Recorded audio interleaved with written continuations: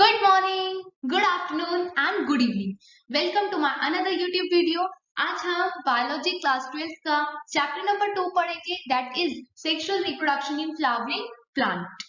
इससे पहले की वीडियो में मैं पार्ट फर्स्ट ऑलरेडी अपलोड कर चुकी हूँ इस चैप्टर पर, जिसमें हमने मेल पार्ट के बारे में पढ़ा था, फ्लावर के स्टेमन, ठीक है, माइक्रोस्पोरोजेनेसिस का प्रोसेस पढ़ा था। तो जिन बच्चों ने मेरा प्रीवियस वीडियो नहीं देखा है वो प्लीज देख सकते हैं, और हाँ, चैनल को सब्सक्राइब करना ना भूले। आज हम शुरू करते हैं पिस्टल से मेगास्पोरेंजियम यानी कि ओव्यूल एंड एम्ब्रॉयो सेक के बारे में। गाइनोइशियम जो होता है वो रिप्रेजेंट करता है फीमेल रिप्रोडक्टिव पार्ट को किसी भी फ्लावर के। तो फीमेल रिप्रोडक्टिव पार्ट क्या हुआ फ्लावर का? गाइनोइशियम। गाइनोइशियम कंसिस्ट कर सकता है एक सिंगल पिस्टिल को भी। अगर वो सिंगल पिस्टिल को कंसिस्ट कर रहा है, यानी कि जो फीमेल रिप्रोडक्टिव पार्ट है फ्लावर में अगर सिंगल पिस्टिल प्रेजेंट है तो उसे मोनोकार्पिलरी कहेंगे, और एक से ज्यादा पिस्टिल कंटेन करके रख रहा है तो उसे हम मल्टी कार्पिलरी कहते हैं। When there are more than one, अगर एक से ज्यादा पिस्टिल प्रेजेंट हुई यानी कि multicarpellary, the pistils may be fuse together, तो पिस्टल आपस में फ्यूज भी हो सकती है, सिनकार्पस कहते हैं उसे, और वो फ्रीली भी रह सकती है यानी कि उसे हम एपोकार्पस कहते हैं। ईच पिस्टल के 3 पार्ट्स होते हैं, बहुत important, stigma, style and ovary. ठीक है, ये तीनों पार्ट्स होते हैं। स्टिग्मा सर्व करता है landing platform for pollen grains. तीनों के फंक्शन बताए जा रहे हैं आपको कि जो स्टिग्मा होता है हमारे पास, उसके पास पॉलन ग्रेन्स आते हैं। ठीक है, स्टाइल जो होते हैं वो इलोंगेटेड स्लेंडर पार्ट होता है स्टिग्मा के नीचे, और बेसल बल्स्ट पार्ट जो होता है पिस्टल का उसे हम ओवरी कहते हैं। पिक्चर में देखते हैं तो ज्यादा अच्छे से समझ आएगा। स्टेमन के बारे में पिछली वीडियो में पहले बता चुकी हूँ। अब हम बात करते हैं फीमेल रिप्रोडक्टिव पार्ट यानी कि पिस्टल के बारे में। ठीक है, पिस्टल के 3 पार्ट्स होते हैं, स्टिग्मा, स्टाइल एंड ओवरी। ठीक है, ये तीनों पार्ट्स होते हैं। स्टिग्मा क्या होता है? सबसे ज्यादा लैंडिंग प्लेटफॉर्म बनता है पॉलन ग्रेन्स के लिए, तो यहाँ इसे मार्क कर दिया मैंने। ठीक है, जो स्टाइल होता है वो लॉन्ग इलुनकेटेड ट्यूब होती है, वो मार्क कर रही हूँ मैं, ये लंबी वाली। और ओवरी जो होती है, ये आपको पार्ट दिख रहा है, ये सारा ओवरी होता है। इसके बारे में बात करते हैं कि inside the ovary is the ovarian cavity, तो लॉक्यूल प्रेजेंट होता है, और ओवेरियन कैविटी के अंदर प्लेसेंटा प्रेजेंट होता है। Arising from the placenta are the megasporangia that is ovules, तो प्लेसेंटा से अराइज करते हुए मेगास्पोरेंजिया जिसे हम ओव्यूल्स कहते हैं, वो होता है, वो उसके अंदर होते हैं। किसके अंदर? प्लेसेंटा के अंदर। The number of ovules in an ovary may be 1 और मैनी। ठीक है, पिक्चर में देखते हैं। अभी हमने 3 पार्ट्स पढ़े, stigma, style, ovary. I hope आपको क्लियर हो गया हो। जो आपको कोई भी डाउट हो तो आप प्लीज मुझे बता सकते हैं। ठीक है, इसके बाद हम बात करते हैं लॉक्यूल के बारे में। लॉक्यूल ये आपको दिख रहा है मार्क किया हुआ, ये कवरिंग होती है एक तरह से, ओवेरियन कैविटी भी बोलते हैं इसे। उसके अंदर हमारे पास प्लेसेंटा आते हैं सबसे पहले तो। ठीक है, ये जो आपको पार्ट दिख रहा है marking part, that is known as placenta. And placenta के अंदर क्या होता है हमारे पास? ओव्यूल्स होते हैं, ये जो आपको दिख रहे हैं। तो ये जो ओव्यूल्स होते हैं किसी भी ओवरी के अंदर यानी कि प्लेसेंटा के अंदर, ठीक है, वो क्या हो सकते हैं? एक भी हो सकते हैं, जिसके एग्जांपल्स होते हैं wheat, paddy and mango. In plants में हम एक ओव्यूल ही देखते हैं ओवरी के अंदर, और बहुत सारे ओव्यूल्स भी प्रेजेंट होते हैं प्लांट में, जैसे कि एग्जांपल है पपाया, वाटरमेलन एंड ऑर्चिड्स। ठीक है, तो इन प्लांट्स में हमारे पास एक से ज्यादा ओव्यूल्स भी प्रेजेंट होते हैं। बहुत इंपॉर्टेंट है, एग्जांपल्स को बहुत अच्छे से पढ़ लेना। ठीक है, मेगास्पोरेंजियम की बात करते हैं यानी कि ओव्यूल। एक टिपिकल एंजियोस्पर्म का जो स्ट्रक्चर होता है वो कैसा होता है हमारे पास? ओव्यूल के पास एक स्मॉल स्ट्रक्चर होता है जो प्लेसेंटा से अटैच्ड होता है। ये अभी हमने पिक्चर में देखा, प्लेसेंटा के अंदर ओव्यूल होता है। एक स्टॉक होता है, किससे अटैच होता है? वो फ्यूनिकल से अटैच होता है। ठीक है, फ्यूनिकल से अटैच होता है, आपको पिक्चर में दिखाया गया है। ये पिक्चर आपकी एनसीईआरटी की पिक्चर से मैच करती है। तो बेसिकली बेटा ये कंटेंट सारा एनसीईआरटी होता है, कहीं यहाँ वहां से नहीं लिया गया है, एनसीईआरटी है सारा कंटेंट। ठीक है, सबसे पहली बात हम फ्यूनिकल की कर रहे हैं, ये आपको मार्क कर दिया मैंने, फ्यूनिकल। ठीक है, ये क्या होता है हमारे पास? एक स्मॉल स्ट्रक्चर जो होता है प्लेसेंटा का, अटैच होता है ओवरी से। ओव्यूल का पार्ट दिखाई दे रहा है, ओव्यूल का। ठीक है, फ्यूनिकल से अटैच होता है। The body of the ovule fuses with funicle, जो बॉडी होती है ओव्यूल की वो फ्यूज करती है फ्यूनिकल की जगह in the reason called hilum. ठीक है, तो फ्यूनिकल, ये हाइलम हमको रिप्रेजेंट करते हैं, यहाँ पर आकर वो फ्यूज करते हैं ओव्यूल। ठीक है, थर्ड हीलियम रिप्रेजेंट करते हैं एक junction between ovule and funicle.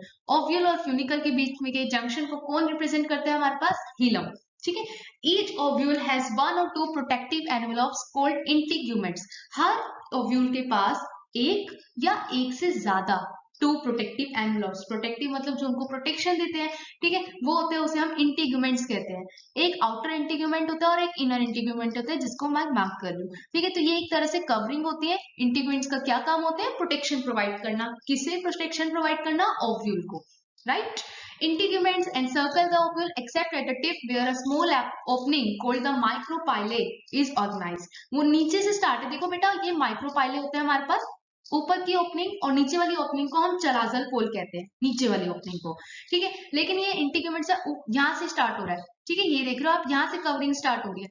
तो बेसिकली ये ऊपर वाले टिप में प्रेजेंट नहीं होता है, ये नीचे वाले टिप में ज्यादा प्रेजेंट होता है, ठीक है। अपोजिट द माइक्रोपाइलर, ठीक है, यहाँ पर मैंने माइक्रोपाइलर का ये मार्क किया।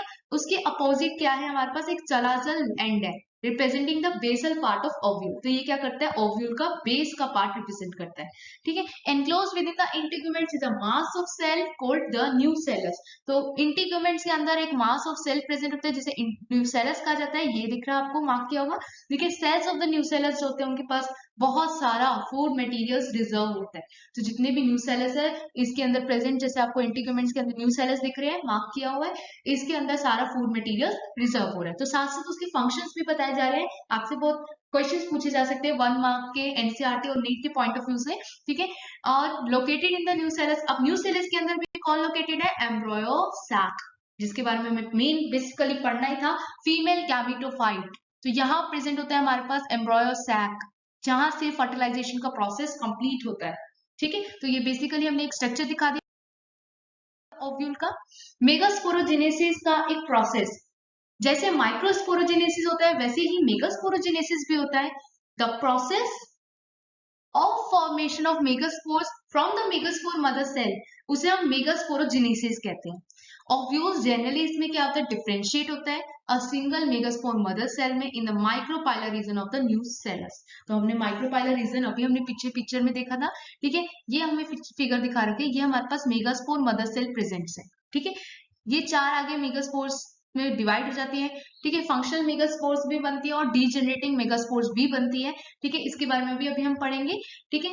इसे कहते हैं, इस प्रोसेस को, कि जो फॉर्मेशन हो रही है मेगास्पोर्स की, किससे? फ्रॉम मेगास्पोर मदर सेल से, जिसे शॉर्ट में एमएमसीबी कहते हैं, ठीक है। उस प्रोसेस को हम क्या कहते हैं? मेगास्पोरोजेनेसिस। फीमेल गैमेटोफाइट की बात करें तो फीमेल गैमेटोफाइट में एक मेजॉरिटी ऑफ फ्लावरिंग प्लांट्स जो होते हैं हमारे पास, वन ऑफ द मेगास्पोर जो होते हैं फंक्शनल होता है, बाकी जो तीन होते हैं वो डीजेनरेट हो जाते हैं। इसका मतलब समझते हैं, उस मेगास्पोरोजेनेसिस के प्रोसेस से 4 मेगास्पोर्स प्रोड्यूस होते हैं, ठीक है। 4 मेगास्पोर प्रोड्यूस होते हैं, जिसमें से 3 जो होते हैं वो डीजेनरेट हो जाते हैं, यानी कि ये आपको जो 3 दिख रहे हैं ये डीजेनरेट हो जाते हैं, ये किसी काम के नहीं होते हैं। और जो एक होते हैं वो फंक्शनल मेगास्पोर होता है, जो आगे और मेगास्पोर्स को प्रोड्यूस करता है। ये आगे फीमेल मेगास्पोर को रिप्रेजेंट करता है, वो फीमेल गैमेटोफाइट में डेवलप हो जाता है, यानी कि वो एक्चुअल में एम्ब्रॉयो सैक है। बाकी 3 तो डीजेनरेट हो जाते हैं। इस मेथड को, जिसमें एम्ब्रॉइक सैक फॉर्मेशन होती है एक सिंगल मेगास्पोर से, उसको क्या कहते हैं? Monosporic development. इस टर्म के लिए मोनोस्पोरिक डेवलपमेंट यूज हुआ है, ठीक है। अब आई होप आपको क्लियर हो गया हो कि एमएमसी से हम मेगास्पोर्स बनाते हैं, इसी प्रोसेस को मेगास्पोरोजेनेसिस भी कहते हैं। 4 मेगास्पोर प्रोड्यूस होते हैं, जिसमें से सिर्फ एक ही फंक्शनल होता है, जो आगे एम्ब्रॉयो सैक यानी कि फीमेल गैमेटोफाइट को रिप्रेजेंट करता है। तो इस तरह की जो डेवलपमेंट होती है, इस तरह का जो मेथड चल रहा है हमारे पास, उसे हम क्या कहते हैं? Monosporic development. फॉर्मेशन कैसे होती है एम्ब्रॉयो सैक की? अच्छा, अब कुछ स्टेजेस होते हैं, जैसे कि हर किसी इंसान में जैसे डेवलपमेंट होती है उसकी स्टेजेस होते हैं अलग अलग। सिमिलरली जब एम्ब्रॉयो सैक की फॉर्मेशन होती है तो उसमें भी बहुत सारे स्टेजेस होते हैं। जो न्यूक्लियस होता है फंक्शनल मेगास्पोर का, वो डिवाइड होता है माइटोटिकली टू फॉर्म 2 न्यूक्लियाई, ठीक है। जो न्यूक्लियस होता है फंक्शनल मेगास्पोर का, वो 2 न्यूक्लियाई में बनता है, जो अपोजिट पोल्स में चले जाते हैं। अभी हमने देखा अपोजिट पोल्स कौन से होते हैं, एक चलाजल एंड होता है और एक माइक्रोपाइलर एंड होता है, forming the 2 nucleate embryo sac. इस तरह से वो सबसे पहले वाला डायग्राम जो आपको ये दिख रहा है, इस तरह से ये 2 न्यूक्लिएट एम्ब्रॉयो सैक बनाते हैं। फिर आगे और माइटोटिक न्यूक्लियर डिविजन्स होते हैं इनमें, जिससे क्या होता है 4 न्यूक्लिएट और बाद में 8 न्यूक्लिएट स्टेज हो जाती है एम्ब्रॉयो सैक की। इसमें आपको 4 न्यूक्लिएट दिख रहे हैं और इसमें आपको 8 न्यूक्लिएट दिख रहे हैं, 4 + 4 8, राइट। ये हो गया आफ्टर द 8 न्यूक्लिएट सेल। अब 8 न्यूक्लिएट सेल कंप्लीट हो गई, cell wall are laid down leading to organization of the typical female gametophyte. अब क्या कर रहे हैं, 8 न्यूक्लिएट स्टेज कंप्लीट हो गई है, अब वो फीमेल गैमेटोफाइट में बदलने की कोशिश करेंगे। यानी कि आपको जो ये फोर्थ पार्ट में दिखा रखा है कुछ इस तरह से बन जाती है। ये एम्ब्रॉय सैक का स्ट्रक्चर है। 6 of the 8 nuclei are surrounded by cell walls and organized into cells. इनमें से 6 तो होती है जो कॉर्नर्स पे चली जाती है, यहाँ आपको दिख रहे हैं 3 इधर है और 3 इधर है, वो सेल वॉल के कॉर्नर पे चली जाती है और अपने आप को अच्छे से ऑर्गेनाइज कर लेती है। जो 2 बच जाती है हमारे पास, क्योंकि कितनी बन गई हमारे पास 8 न्यूक्लियस, जो 2 बच जाती है वो कहाँ आती है, सिचुएटेड बिलो द एगोपैरेचस, यानी कि यहाँ पर सेंट्रल पार्ट में आ जाती है।